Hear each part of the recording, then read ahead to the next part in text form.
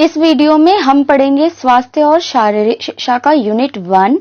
ये हमारा second year का सिलेबस यहाँ से शुरू हो गया है। मैंने सबसे पहले फिजिकल और हेल्थ एजुकेशन को उठाया है यहाँ पर, और इसका ये यूनिट 1 है जिसे हम इसी वीडियो में पूरा कवर करेंगे नोट्स के साथ। चलिए शुरू करते हैं इस वीडियो को। तो जो सबसे पहला जो हमारा यूनिट है उसका नाम देख लेते हैं। इस यूनिट 1 का नाम है हेल्थ एजुकेशन, यानी कि स्वास्थ्य शिक्षा। यहाँ पर शारीरिक शिक्षा नहीं है, ये केवल स्वास्थ्य शिक्षा है यहाँ पर। तो हम हेल्थ के बारे में यहाँ पर पढ़ेंगे, सब कुछ जानेंगे। तो चलिए शुरू करते हैं इसको सिलेबस के अकॉर्डिंग। तो सबसे पहले जो हमारा यूनिट में पॉइंट आता है वो है स्वास्थ्य शिक्षा की संकल्पना और प्राथमिक विद्यालय के बालकों के स्तर पर। मतलब हमें देखना है कि स्वास्थ्य शिक्षा होती क्या है, बेसिकली इसका कॉन्सेप्ट क्या है, जो हेल्थ एजुकेशन है वो क्या है, इसकी मीनिंग क्या है, ये चीजें हमें यहाँ पर जाननी है। तो इसके लिए कुछ पॉइंट्स हम देखेंगे यहाँ पर। तो नंबर 1 हम बात करें तो जो स्वास्थ्य शिक्षा है वो स्वस्थ जीवन यापन के नियमों का विद्यार्थियों को ज्ञान कराने का एक ढंग है कि किस तरीके से आप स्वस्थ जीवन यापन कर सकते हैं। मतलब एक हेल्दी जीवन कैसे जीना है, उन नियमों को जब हम बच्चों को बताएं या ज्ञान दें तो वो कहलाता है स्वास्थ्य शिक्षा। और हम कह सकते हैं कि वे सभी साधन जो व्यक्ति को स्वस्थ स्वास्थ्य के संबंध में ज्ञान प्रदान करते हैं वो भी क्या होते हैं, हमारे स्वास्थ्य शिक्षा के अंदर आते हैं। यानी ऐसे साधन जो स्वस्थ स्वास्थ्य यानी हेल्दी हेल्थ रखने के लिए हमें ज्ञान दें या बच्चों को ज्ञान दे, वो होता है हेल्थ एजुकेशन। ऐसी शिक्षा जो किसी को स्वास्थ्य के बारे में ज्ञान प्रदान करे या फिर सहायक हो इस चीज में, वो स्वास्थ्य शिक्षा कहलाती है। तो ये सभी पॉइंट्स आप ध्यान से देखें और नोट भी कर लें, और यही जो है आपको कॉन्सेप्ट में इसको लिखना होगा हेल्थ एजुकेशन के। यहाँ पर एक बात और है कि ये एक ऐसा विषय है जिससे व्यक्ति रोगों, विकारों, विकृतियों तथा उनके बचाव और उपचार की विधियों तथा शारीरिक एवं मानसिक स्वच्छता के संघटकों का ज्ञान प्राप्त करता है। यानी जब आप हेल्थ एजुकेशन बच्चों को देते हैं तो वो क्या क्या जान जाता है, बीमारियों के बारे में, उनसे कैसे बचना है, उनकी बॉडी स्वच्छता कैसी होनी चाहिए, ये सारी चीजें हम ज्ञान देते हैं। संक्षेप में अगर कहें तो स्वास्थ्य शिक्षा ऐसी विधि है जिसके माध्यम से व्यक्ति के ज्ञान तथा अभिवृत्ति में परिवर्तन आता है, जिससे वह स्वास्थ्य सुधार के कार्यक्रमों को अपनाता है। मतलब जब आप हेल्थ एजुकेशन का बच्चों को ज्ञान देंगे तो वो इसके मतलब स्वास्थ्य सुधार भी करेंगे, अपना हेल्थ भी वो डेवलप करेंगे आगे। तो जब भी हम कोई भी कॉन्सेप्ट क्लियर करते हैं किसी भी विषय के बारे में तो हम वहां पर परिभाषा जरूर कर लेते हैं, क्योंकि जब हम क्वेश्चन पेपर अपना अटेम्प्ट करते हैं और वहां पर मीनिंग के साथ डेफिनेशन देते हैं तो हमारा आंसर बहुत ही ज्यादा इफेक्टिव होता है टीचर्स के लिए। तो वो चेक करते समय काफी मतलब आपका मार्क्स बढ़ा देते हैं अगर आप परिभाषाएं लिखते हैं तो मैंने भी यहाँ पर एक परिभाषा दी है हेल्थ एजुकेशन की, जो कि सोमरज NAR है, इन्होंने दिया। इन्होंने कहा कि लोगों को उचित जीवन ढंग, स्वस्थ गतिविधियों को प्रेरित करने तथा जानकारी देने की प्रक्रिया को ही स्वास्थ्य शिक्षा कहते हैं। ठीक है, तो इजी सी डेफिनेशन है, इसको याद कर लें। आगे चलते, अगला हमारा पॉइंट है मानव शरीर को समझना, यानी कि ह्यूमन बॉडी को समझना। क्या है ह्यूमन बॉडी? अब आप खुद भी एक ह्यूमन बॉडी हैं तो आप किस तरीके से इसका आंसर लिखें, ये चीज बड़ी ही क्रिटिकल होती है कि ह्यूमन बॉडी के बारे में तो हम बहुत कुछ जानते हैं, लेकिन एज अ आंसर हम कैसे इसको लिखेंगे ये हमें जानना होगा। तो सबसे पहले ह्यूमन बॉडी होती क्या है, इसके बारे में हम 2-4 लाइन्स लिखते हैं। जैसे कि मानव शरीर हड्डियों से बना एक अस्थि पिंजर है। हाँ जी, अगर आप बेसिक में चले जाएं तो जो मानव शरीर है वो हड्डियों से ही बना हुआ है, हड्डियों से जुड़ा हुआ है। उसका जो बेस है, उसकी जो नींव है वो हड्डियों पर ही टिकी हुई है। आप ऐसे देखिए, आप कोई पुतला बनाते हैं, चाहे आप दशहरे पर रावण बनाते हैं, तो सबसे पहले हम उसकी अस्थियां यानी कि अंदर का पिंजर बनाते हैं, अस्थि पिंजर बनाते हैं, जिसके ऊपर पूरी बॉडी डिपेंड करती है। तो बिल्कुल वैसे ही उसके बाद क्या है, जो मांसपेशियों से आच्छादित होता है, इसके ऊपर क्या होती है, मांसपेशियां होती हैं, जो हमारा मांस है, स्किन है। ठीक है, इसमें मस्तिष्क होता है, नेत्र, नाक, कान, हृदय, फेफड़े, अमाशय, जिगर, आंतें और गुर्दे आदि कई सूक्ष्म तथा आवश्यक यंत्र पाए जाते हैं। तो जब ये बॉडी अस्थियों और मांसपेशियों से बनी होती है तो इसके अंदर ये जो अंग हैं बहुत ही आवश्यक हैं, ये भी समावेश करते हैं। ठीक है, शरीर के विभिन्न अंगों को हम उनके कार्य के आधार पर निम्नलिखित तंत्रों अथवा संस्थानों में विभाजित कर सकते हैं। तो जब हम ऑल ओवर बॉडी की बात करें तो उसको अगर क्लासिफाई करना हो तो हम यहाँ पर संस्थानों में उसको व्यक्त करते हैं, वर्गीकृत करते हैं, जो कि पूरे आपके पास यहाँ पर 9 आएंगे। मैं एक एक करके आपको सारे संस्थान बताती हूँ। एक होता है सबसे पहले अस्थि संस्थान यानी स्केलेटन, जो भी हमारा सिस्टम है वो, जो हमारी बॉडी में जहां जहां स्केलेटल है या फिर हड्डियां हैं वो सारी हमारी इसमें आ जाती हैं। जैसे खोपड़ी हो गया, धड़ हो गया, कंधे व हाथ जुड़े हुए हैं, कोल्हा व टांगे जुड़ी हुई हैं। तो ये जो भी हमारी अस्थियां जहां जहां जुड़ी हुई हैं वो अस्थि संस्थान के अंदर आ जाएगा। तो एक चीज यहाँ पर कवर अप हो जाती है बॉडी की। दूसरा होता है मांसपेशी संस्थान यानी मस्कुलर सिस्टम। इसमें ऐच्छिक और अनैच्छिक दोनों तरह की हमारी मांसपेशियां आ जाती हैं। ऐच्छिक वो होती हैं जो अपने जो हम मतलब हमारी इच्छा से काम कर रही होती हैं, हमारी इच्छा से, जैसे हमारे हाथ हैं, हम उठाना चाहें तो ही हम उसे उठाएंगे। लेकिन कुछ हमारी जो होती है मांसपेशियां वो अपने आप ही काम कर रही होती है। जैसे आंखों का काम है देखना, कानों का काम है सुनना, है ना। तो ये दोनों तरह की मांसपेशियां इसमें आ जाएंगी। उसके बाद तीसरे नंबर पे आएगा पाचन क्रिया संस्थान। एक डाइजेस्टिव सिस्टम भी है हमारी बॉडी में, जो सीरीज वाइज है। जैसे कि पहले आता है मुख, हम खाना मुंह में रखते हैं। फिर ग्रास नली, वो खाना हमारी फूड पाइप में चला जाता है, ग्रास नली में, और फिर अमाशय में जाता है, जिगर में, उसके बाद छोटी आंत, बड़ी आंत, और फिर लास्ट में मलाशय में चला जाता है। ये मैंने थोड़ा बहुत लिखा है ताकि आपको समझ में आ जाए। और वैसे आपको इन संस्थानों के बारे में कुछ ना कुछ पता ही होगा, तो एग्जाम में आपको इलेबोरेट करके जरूर लिखना है। मैं सिर्फ पॉइंट बता रही हूँ, और हाँ, पॉइंट वाइज ही आंसर्स लिखने हैं। ये मैंने फर्स्ट ईयर में भी आपको बताया, क्वेश्चन पेपर कराते हुए भी बताया। इसलिए जो नोट्स है मैं वो भी पॉइंट्स में ही आपको प्रोवाइड कर रही हूँ। इसके बाद आता है 4th नंबर पे रक्त प्रवाह संस्थान यानी सर्कुलेटरी सिस्टम। इसके अंदर हमारा जो ब्लड है, जो सर्कुलेट हो रहा है पूरी बॉडी में, वो आता है। और हमारा जो ब्लड है वो लाल होता है, श्वेत रक्त कण भी होते हैं उसमें, है ना, थ्रोम्बोसाइट भी, प्लेटलेट, प्लाज्मा, ये सारी चीजें इसके अंदर आ जाएंगी।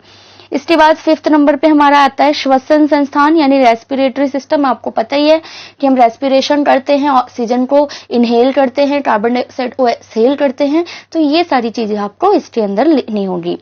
इसके बाद हमारा आता है स्नायु संस्थान यानी नर्वस सिस्टम, जो पूरी बॉडी में फैला हुआ है, जिसका जो मुखिया होता है वो क्या होता है, खोपड़ी, हमारा जो हेड है वहां पर है। क्यों? क्योंकि जो हमारी नर्वस सिस्टम है, जैसे हम किसी भी चीज को छूते हैं, हमें गर्म लगता है, हम तुरंत अपना हाथ हटा लेते हैं। तो ये इतनी जल्दी एक्शन लेने का काम खोपड़ी को कैसे मिला? ये मिला है नर्वस सिस्टम से, क्योंकि जो आपके हाथों का नर्व है वो जाके खोपड़ी से ही जुड़ रहा है। उसके बाद ग्रंथि संस्थान, ग्लैंडुलर सिस्टम होता है। इसके अंदर आपके सारे ग्लूकोज और जो गैसेस होते हैं, जो रस होता है हमारी जो पाचन क्रिया में सहायता करता है बेसिकली, तो वो चीजें आ जाती हैं इसके अंदर। उसके बाद 8th नंबर पे आता है विसर्जन यानी एक्सक्रीटरी सिस्टम। इसमें जो हमारे शरीर का वेस्ट होता है, चाहे वो पानी वाला हो या फिर खाद्य हो, वो फिर बाहर एक्सक्रीट हो जाता है। 9वें नंबर पर लास्ट जो हमारा प्रजनन संस्थान है यानी रिप्रोडक्शन सिस्टम है। तो रिप्रोडक्टिव सिस्टम के अंदर क्या होता है कि कैसे एक मेल और फीमेल बॉडी मिलकर एक नया बॉडी तैयार करते हैं, वो पूरा प्रोसेस इसके अंदर आ जाता है। तो ये थे आपके संस्थान, और ऐसे ही हमारी ह्यूमन बॉडी जो है बनी है और काम करती है। आगे चलते हैं, अगला टॉपिक है हमारा किशोरावस्था पूर्व तथा किशोरावस्था में स्वास्थ्य संबंधी समस्याएं, खासकर किशोरियों के लिए। तो एडोलसेंस जो हमारी एज होती है उसमें क्या प्रॉब्लम्स होती हैं बच्चों को, खासकर लड़कियों के सेंस में हमें यहाँ पर बताना होगा उन प्रॉब्लम्स को। तो चलिए देखते हैं। सबसे पहला हमारा पॉइंट आ जाएगा शारीरिक समस्याएं। बॉडी की प्रॉब्लम होती है क्योंकि एडोलसेंस ऐसी एज है जिसमें वास्ट चेंजेस आ रहे होते हैं, न केवल बॉडी में बल्कि मेंटली भी आ रहे होते हैं। तो सबसे पहले हम शारीरिक समस्याओं की बात करें तो जैसे यौन ग्रंथियां विकसित हो रही होती हैं, ठीक है, और मासिक धर्म शुरू हो जाता है लड़कियों का। तो ये दोनों चीजें यहाँ पर आपकी इंक्लूड हो जाएंगी और आपको इसको एलोबरेट करना होगा इसी तरीके से। सेकंड थिंग, मानसिक समस्याएं किशोरियों में बहुत ज्यादा होती है क्योंकि वो जल्दी से शेयर नहीं करती अपनी बातें। जो एडल्सेंट गर्ल्स होती हैं, या तो वो अपने फ्रेंड्स में करेंगी, लेकिन परिवार में या घर में ऐसा वो बिल्कुल नहीं करती। तो कहीं ना कहीं उनको मेंटली प्रॉब्लम हो रही होती है, वो मानसिक रूप से समस्याओं को झेल रही होती है। जैसे उनको तनाव होता है, किसी ने कुछ कह दिया, अब वो उसी को सोचे जा रही हैं। कुंठा होती है किसी को लेकर कि वो ज्यादा सुंदर है, मैं कम सुंदर हूं। ऐसी चीजें आ रही होती है एडोलसेंस में। एक्चुअली में ये चीजें होती हैं, आपने खुद भी अपने एडोलसेंस में ये चीजें फील की होंगी। चिंता होती है, भाई एग्जाम के लिए पढ़ा नहीं है, एग्जाम कैसे दूं, लेकिन पढ़ना भी नहीं है और फिर टेंशन भी लेनी है, तो ये भी होता है। और मानसिक अपरिपक्वता होती है उनके अंदर, वो मानसिक रूप से पूरी तरीके से मैच्योर नहीं होती हैं इस एज में। तीसरी चीज, आक्रामक व्यवहार की समस्याएं। मतलब आक्रामक व्यवहार यानी कि जो रुष्ट व्यवहार कर देते हैं ना, जैसे चिड़चिड़ा हो जाना। लड़ाई तो मतलब स्कूल में थी, लेकिन घर पे मम्मी पे चिल्ला रहे हैं, खाना नहीं खाना है, तो ये सारी चीजें होती हैं। और नायक बनने की कोशिश करते हैं। जब एडोलसेंस में होते हैं ना हम, तो हमें लगता है कि हम ही हम हैं और तो कोई है ही नहीं। तो कहीं ना कहीं हम खुद को, जैसे फिल्म का हीरो होता है ना, तो खुद को हीरो बनाने की कोशिश करते हैं, नायक बनने की कोशिश करते हैं, लीड में आने की कोशिश करते हैं। अगला जो हमारा पॉइंट है वो है सामंजस्य और स्थिरता की कमी। बिल्कुल, जो किशोर होते हैं या किशोरियां होती हैं, उनमें सामंजस्य और स्थिरता की बिल्कुल कमियां होती हैं, क्योंकि वो सामंजस्य बिठा नहीं पाते इस एज में। छोटी छोटी बात पे वो गुस्सा हो जाते हैं, छोटी छोटी बातों पे वो खुश भी हो जाते हैं, और छोटी छोटी बातों पे वो बहुत ज्यादा दुखी भी हो जाते हैं, खुद को स्थिर नहीं रख पाते। और परिवार में तो बिल्कुल भी सामंजस्य नहीं बिठा पाते। मम्मी तो बिल्कुल मुझे समझती ही नहीं है, फैमिली तो मुझे समझती ही नहीं है। ऐसा उन्हें लगता है कि फैमिली उनको सपोर्ट नहीं करती, और इसलिए वो प्रॉब्लम भी शेयर नहीं करते। उसके बाद एक और समस्या है भावात्मक समस्याएं। इतने ज्यादा चेंजेस आ रहे होते हैं बॉडी में भी और मेंटली भी, तो उनके इमोशंस में भी चेंजेस आना बिल्कुल ही लाजमी है। तो संवेगों का उतार चढ़ाव, वही मैंने बताया, जो जल्दी से गुस्सा हो जाना, जल्दी से खुश हो जाना, है ना, किसी के भी बहकावे में आ जाना, किसी ने थोड़ा सा अच्छा कर दिया तो बस वो हमें अच्छा लगने लग जाता है। तो इस तरीके की बातें यहाँ पर होती हैं। छठा है यौन संबंधी समस्याएं। बिल्कुल, यौन संबंधी समस्याएं, क्योंकि इस एज में ही यौवन या फिर यौन की तरफ आगे बढ़ रहा होता है शरीर भी और मानसिक रूप से भी, जो हमारे किशोर और किशोरियां होती हैं वो। तो ऐसे में उन्हें बेचैनी फील हो रही होती है। तो काफी सारे चेंजेस हो रहे हैं बॉडी में भी, इमोशंस में भी। तो बेचैनी होना और विपरीत जेंडर के प्रति ज्यादा आकर्षण होना, ये सारी चीजें यहाँ पर होती हैं। किशोरियों में मासिक धर्म की समस्याएं हो जाती हैं, क्योंकि बिल्कुल एक तो ये नई चीज होती है किशोरियों के लिए, लेकिन अगर ये 10 से 15 एज के बीच में ना हो तो ये फिर ये प्रॉब्लम भी हो जाती है, क्योंकि ये बहुत ही इंपॉर्टेंट होता है। और सही समय पर ना आना भी दिक्कत है, क्योंकि 30 या 32 डेज के बिटवीन में आ जाना चाहिए, अगर नहीं आता तो भी दिक्कत होती है। तो यहाँ पर ये भी प्रॉब्लम किशोरियों को सहनी पड़ती है। आठवां है बाहरी सौंदर्य व दिखावा की समस्या। उनको हमेशा शो ऑफ में बिलीव करते हैं जो किशोर और किशोरियां होते हैं, कि जैसा कैसा दिख रहे हैं हम, हमारा दूसरों पे इम्पैक्ट कैसा पड़ रहा है। मतलब लोगों की चिंता बहुत ज्यादा करते हैं। एक तरह की प्रतियोगिता बन जाती है उनके इर्द गिर्द की, मैं ज्यादा सुंदर हूँ, मुझे अच्छा दिखना है, मेरे कपड़े अच्छे होने चाहिए, है ना। फैशन, मेकअप, ये सारी चीजें यहाँ पर इंक्लूड हो जाती हैं। तो ये तो थी प्रॉब्लम्स जो हमारी किशोरियां फेस करती हैं, किशोर भी फेस करते हैं जब वो एडोलसेंस या फिर पूर्व एडोलसेंस एज में होते हैं। तो इन प्रॉब्लम्स का समाधान क्या है? देखिए, अगर क्वेश्चन में ना समस्याएं आए तो साथ में आप प्रॉब्लम्स के जो उपाय हैं वो भी जरूर लिखें, इससे आपका आंसर पूरा कंक्लूड हो जाता है। तो उपाय भी लिखना जरूरी है, चाहे आप 2-4 पॉइंट लिखें, बट लिखना जरूरी होता है। तो उपाय के लिए क्या कर सकते हैं? सबसे पहली चीज, गति विकास के लिए शिक्षा दी जाए उन्हें, यानी खेलों में प्रोत्साहन। अगर बच्चों को या फिर जो हमारे किशोर हैं उनको, किशोरियों को खेलों में और फिजिकल एक्टिविटीज में लगाया जाए तो उनका जो इमोशनल और वो वाला जो है वो कहीं ना कहीं पीछे छूट जाता है। फिर वो दिखावा और इन चीजों से ऊपर उठ जाते हैं, और खेलों से उनके अंदर कई सारी वैल्यूज भी डेवलप होती हैं। दूसरा, मनोविज्ञान की शिक्षा होनी चाहिए अध्यापक और माता पिता को, कि वो कैसे एज अ फ्रेंड बच्चों के साथ बातें करें ताकि वो अपनी प्रॉब्लम्स उनसे शेयर भी करें। तीसरा है व्यावसायिक पथ प्रदर्शन, यानी योग्यता अनुसार। जो किशोर और किशोरियां हैं उनमें बहुत ज्यादा ऊर्जा होती है, एनर्जी होती है, तो उस टाइम पे हम उनको अगर सपोर्ट करें कि अगर कोई किशोर या किशोरी है, उसको ड्राइंग बनाना अच्छा लग रहा है या वो अच्छा कर रहा है किसी भी क्षेत्र में, तो हम उनको सपोर्ट करें और उनको आगे के लिए पथ प्रदर्शन दें कि आप आगे चल के ये बनो, आपको आगे चल के ये बनना चाहिए, आप इसमें ज्यादा मेहनत करो। इस तरीके से उनको एक एम मिल जाता है और वो भटकते नहीं है फिर अपनी एम से, ठीक है।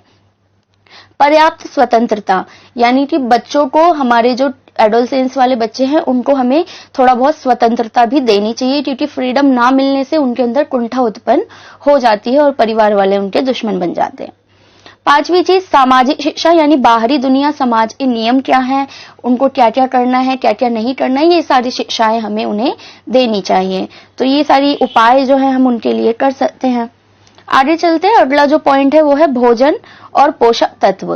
पोषक तत्वों की कमी से होने वाले रोग और संतुलित आहार का महत्व। तो ये 3 चीजें हैं इस पॉइंट में, इसे कवर करते हैं। सबसे पहले देखते हैं भोजन। तो भोजन क्या होता है?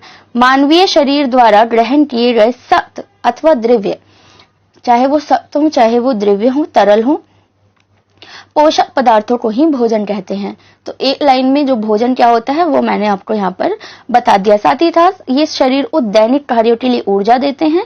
भोजन से शरीर में वृद्धि और विकास होता है। भोजन मनुष्य के लिए परम आवश्यक है। बिल्कुल, अगर भोजन ना होगा तो फिर तो, क्योंकि पेट के लिए करते हैं ना सब, पापी पेट के लिए दुनिया चल रही है। तो बस वही बात है कि जो भोजन है वो परमावश्यक है और इसके बिना तो जीवन बिल्कुल भी नहीं चल सकता। तो आगे चलते हैं, अब भोजन के प्रकार भी देख लेते हैं। जब हम भोजन की ही बात कर रहे हैं तो कार्यों के अनुसार भोजन 3 प्रकार का होता है। पहला, संरक्षित भोजन, यानी प्रोटेक्टिव फूड, जो हमें प्रोटेक्ट करता है बीमारियों से, अदर चीजों से लंबे टाइम के लिए। तो ये होती हैं सब्जियां, दूध, अंडे, जो भी हमारा हेल्दी फूड है। उसके बाद शरीर बनाने वाले भोजन, बॉडी बिल्डिंग फूड होते हैं, जिससे हमारी बॉडी बनती है। अगर हम पतले दुबले हैं तो हम इन चीजों का सेवन करते हैं, जैसे वसा, तेल, मीट, मछली, ठीक है। उसके बाद आता है ऊर्जा प्रदान करने वाले भोजन, यानी एनर्जी प्रोवाइडिंग फूड होता है। ये अनाज हो गया, मेवे हो गए, फ्रूट जूस हो गए, ये सारा हमें क्या करते हैं, एनर्जी प्रोवाइड करते हैं। तो ये तो था भोजन। अब देखते हैं पोषक तत्वों के बारे में। पोषक तत्व क्या होते हैं? आहार का मुख्य भाग होते हैं ये, और शरीर के आवश्यक घटक भी ये होते हैं। अब पोषक तत्व कहाँ से मिलते हैं हमें? भोजन से ही मिलते हैं। तो ये भोजन का एक प्रमुख भाग हो गया है ना। और ये होते हैं हमारे 2 प्रकार के, एक वृहत पोषक तत्व, दूसरा सूक्ष्म पोषक तत्व। तो वृहत पोषक तत्व कौन से होते हैं? जो अधिक मात्रा में लिए जाते हैं और ऊर्जा वृद्धि और मरम्मत का कार्य ये करते हैं। उदाहरण के लिए कार्बोहाइड्रेट, प्रोटीन, वसा, पानी। ये चीजें कहाँ से मिलती है? आप बहुत पहले बहुत बार पढ़ भी चुके होंगे, नहीं है तो फिर से आप एक बार रिवाइज कर लेंगे इंटरनेट से या फिर किसी भी किताब से, अगर आप इसको इलेबोरेट करना चाहते हैं अपने। अगर क्वेश्चन के अकॉर्डिंग जाएंगे तो आंसर भी आपको उसी अकॉर्डिंग बनाना होगा इसमें। उसके बाद सूक्ष्म पोषक तत्व में कौन से आते हैं? जिनकी आवश्यकता कम मात्रा में पड़ती है और ये शरीर में विभिन्न रासायनिक प्रक्रियाओं को घटित करते हैं, जैसे कि खाने को पचाने के लिए हमें जूसेस चाहिए, ये सारी चीजें इसमें आएंगी। उदाहरण के लिए खनिज और विटामिन, ये 2 चीजें यहाँ पर आती हैं। विटामिन में हमारे सारे विटामिन आ जाएंगे, ए, बी, सी, डी जो भी हैं। और खनिज में हमारे 2 तरह के खनिज होते हैं, वृहत और सूक्ष्म। तो जो वृहत खनिज होते हैं उसके अंदर कैल्शियम, पोटेशियम, सोडियम, मैग्नीशियम और फास्फोरस, और सूक्ष्म खनिज में आएगा आयोडीन, लोहा, क्रोमियम, तांबा, कोबाल्ट।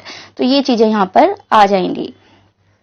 इसके बाद आता है पोषक तत्वों की कमी से होने वाले रोग, कि अगर हम ये पोषक तत्व ना लें तो हमें कौन सी बीमारियां हो जाएंगी। तो सबसे पहला यहाँ पे आ रहा है सूखा। अब ये सूखा ड्रॉट वाला सूखा नहीं है जो सूखा पड़ जाता है पानी की कमी से। देखिए, वैसे हम कंपेयर कर सकते हैं कि सूखा पड़ जाता है अगर पानी ना हो कहीं पे। तो उसी तरीके से यदि हमारे शरीर में भी पानी की कमी हो जाए तो अत्यधिक वजन कम हो जाता है, हमें कमजोरी होने लगती है, तो वही सूखा होता है। इसे इंग्लिश में मैरास्मस की बीमारी भी कहते हैं। दूसरी चीज परित्यक्त कुपोषण, ये तरह का कुपोषण है। ये होता है डिस्प्लेस्ड चाइल्ड माल न्यूट्रिशन, ठीक है। इसको समझने के लिए मैं बताती हूँ, इसका जो बेस्ट एग्जाम्पल है जो हर जगह मिलता है आपको, वो ये है कि कई बार जो माँ होती है, मदर होती है, उनके 2 बेबी होते हैं बोर्न। तो जो एक बेबी होता है वो उन पर तो ज्यादा ध्यान देती हैं और दूसरे बेबी पर ध्यान नहीं दे पाते, या फिर बोर्न के टाइम पर ही क्या होता है, बर्थ के टाइम पे ही क्या होता है, एक बेबी तो काफी हेल्दी होता है लेकिन सेकंड वाला नहीं हो पाता, क्योंकि जब ट्विंस पैदा होते हैं तो कई बार ये प्रॉब्लम होती है। तो ऐसे में जो दूसरा बेबी है जो कुपोषित रह गया, उसको हम यहाँ पर परित्यक्त कुपोषित कहते हैं।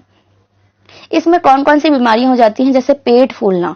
बच्चा तो कमजोर है लेकिन उसका पेट काफी फूल गया है। त्वचा रंग में बदलाव और बालों का भी अस्वाभाविक होना, जैसे कहीं से बाल उड़ रहे, कहीं से छोटे, कहीं से बड़े, या उनके रंग काले से सफेद हो रहे हैं, ये सारी चीजें यहाँ पर आती हैं। तीसरी चीज कोलेस्ट्रॉल की समस्या होती है अगर आप पोषक तत्व नहीं लेते तो, जिससे हृदय घात की भी समस्या हो सकती है। अगला है हमारा चौथे नंबर पे खनिज व विटामिन की कमी से होने वाले रोग। तो ये कोई एक रोग तो है नहीं जो खनिज और विटामिन की कमी से होते हैं, कई सारे हैं, तो मैं वो सारे आपको यहाँ पर बताती हूँ। तो विटामिन ए की कमी से हो जाता है अंधापन, बी से होगा बेरी, सी से स्कर्वी, डी से रिकेट्स, लौह तत्व की यदि कमी हो तो अल्प रक्तता यानी कि अनेमिया हो सकता है। विटामिन बी कॉम्प्लेक्स की कमी से मुंह व जीभ पर छाले हो जाते हैं। आयोडीन की कमी से गर्दन का झुकना या ढेंगा गॉइटर रोग हो जाता है। फ्लोरीन की कमी से छत दांत हो जाते हैं, पिटेड टीथ जो होते हैं वो पीले पड़ जाते हैं और उसमें जो है कीड़े लग जाते हैं। कैल्शियम की कमी से अस्थि मृदुता, है ना, अस्थि मृदुता का मतलब कैल्शियम किसमें होता है, हमारी हड्डियों में होता है।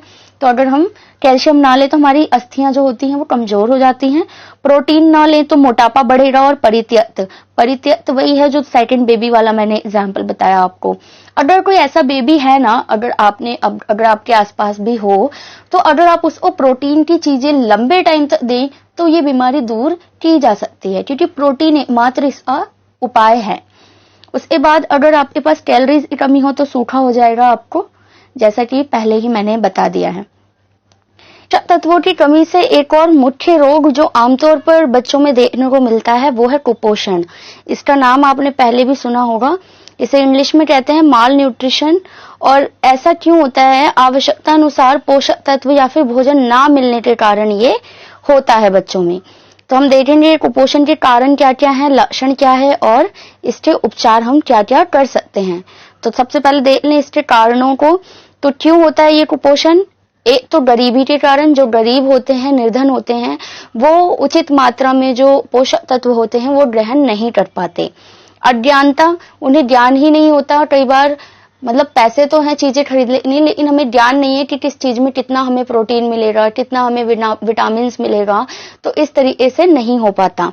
उसके बाद पसंद और नापसंद, बच्चों को हरी सब्जियां पसंद नहीं होती, वो नहीं खाते हैं, दूध नहीं पीते हैं, तो इसके कारण भी कुपोषण हो जाता है। महंगा भोजन, हाँ जी, क्योंकि जो वसा और ये चीजें होती हैं, जितने भी हमारे पोषक तत्व हैं, इनसे जो हमारा भोजन है, जैसे पनीर हो गया, दूध हो गए, मोटे अनाज हुआ या फिर ड्राई फ्रूट हो गए, ये काफी महंगे आते हैं। खाना बनाने का ढंग भी इफेक्ट करता है, क्योंकि जो गृहिणी है या फिर जो भी घर में खाना बनाता है उसको नॉलेज नहीं होती है कि खाना किस तरह से बनाया जाए कि ज्यादा से ज्यादा पोषक तत्व भोजन में शामिल हो। जैसे कि एक एग्जाम्पल है, पानी जब हम डालते हैं चावल में और चावल बनाते हैं, उसके बाद हम उसका जो पानी है वो निकाल देते हैं, फेंक देते हैं, जबकि उस चावल के पानी में ही सबसे ज्यादा पोषक तत्व पाए जाते हैं। तो ये सारे तरीके इसके कारण बन जाते हैं कुपोषण के। बात करें लक्षण की, तो ऐसे में क्या होता है, भार कम हो जाता है, कमजोरी होने लगती है, अनिद्रा हो जाती है, आसन यानी पोस्चर खराब हो जाता है बच्चे का, शरीर पीला पड़ने लग जाता है। जब कारणों की बात हुई है तो उपचार की भी बात करेंगे। सेम ही चीजें रहती हैं, बस उसको उल्टा कर दिया जाता है। तो यहाँ पर उपचार में हम घर का वातावरण अच्छा होना चाहिए, वहां पर हम संतुलित आहार दें भोजन में और टाइम टू टाइम देते रहें। स्कूल का वातावरण यानी स्वच्छ पानी की व्यवस्था होनी चाहिए, मिड डे मील की व्यवस्था अच्छी होनी चाहिए। उसके बाद संतुलित आहार मिले बच्चे को स्थायी समय यानी एक नियमित अंतराल में मिलना चाहिए खाना, और स्वास्थ्य ज्ञान यानी कि हेल्थ रिलेटेड उनको एजुकेशन भी देनी होगी। बच्चों को बताना होगा कि जंक फूड नहीं खाना, आपको हेल्दी खाना खाना है, इस तरीके से हम ये कर सकते हैं। अगला है हमारा पॉइंट, वो है संतुलित आहार का महत्व। क्यों जरूरी है संतुलित आहार, इसका महत्व क्या है, पॉइंट वाइज करेंगे। एग्जाम में आपको ये आंसर लिखना होगा तो इलेबोरेट करके आप इन्हीं पॉइंट्स को लिखेंगे। सबसे पहली चीज शारीरिक तंतुओं की देखभाल करना, एंटीबॉडी बनाना, ऊर्जा प्रदान करता है ये संतुलित आहार, शरीर को उचित ताप प्रदान करता है, बाहरी परिस्थिति को सहने की क्षमता देता है, संक्रमण से बचाव, जैसा कि आज के टाइम पे कोरोना इन्फेक्शन फैला हुआ है, तो ऐसे में जिन लोगों की इम्यूनिटी अच्छी है वो संक्रमण से बच पाते हैं, या फिर अगर उनको बीमारी हो भी जाती है तो वो अच्छे से लड़ पाते हैं।